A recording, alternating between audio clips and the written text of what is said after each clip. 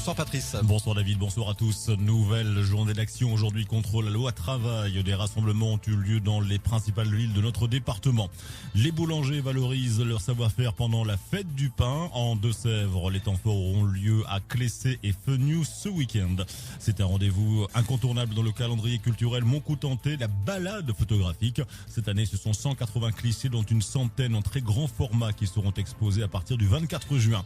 Et puis enfin, un DJ de Breux-Chaussée va mixer avec les plus grands dans quelques jours sous le soleil de Marrakech. Un rêve éveillé pour Druman, son nom de scène. Vous l'entendrez dans ce journal. À la météo, gris et humidité pour débuter demain, mais ça s'arrange dans l'après-midi. C'est confirmé, Alain Rousset, le président du conseil régional d'Aquitaine Limousin-Poitou-Charentes, se rendra à la fabrique régionale du bocage à Cerizay lundi prochain le 23 mai avec les équipes dirigeantes de la FRB dont la région est actionnaire à hauteur de 82,5% et de sa filiale Cartol.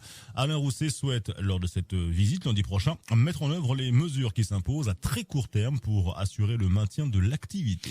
Nouvelle journée de mobilisation ce jeudi contre la loi travail. Ils étaient une cinquantaine cet après-midi à se réunir place Saint-Jacques à Bressuire pour de nouveau manifester contre ce projet de loi. Si les revendications restent les mêmes, le mécontentement, lui, s'est accru au fil des manifestations. C'est le sentiment que partage en tout cas Cédric Noël, représentant du personnel de l'Agglo 2B.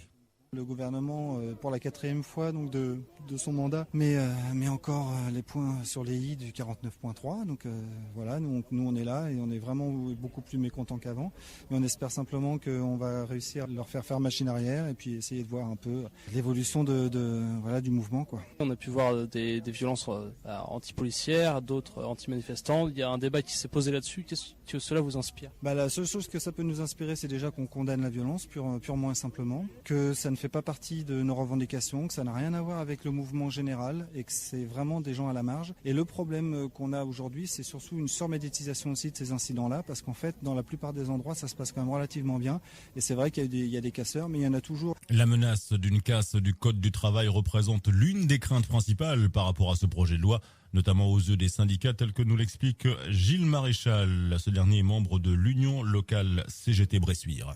La casse du Code du travail est extrêmement grave. C'est un retour des dizaines et des dizaines d'années, pour pas dire un siècle en arrière, où il va y avoir un Code du travail par entreprise, puisque chaque entreprise aura la possibilité de déroger à la loi par des décisions ou un vote interne ou un référendum interne, de déroger à la loi et d'imposer un moins-disant. C'est-à-dire c'est un véritable dumping social qui se met en place.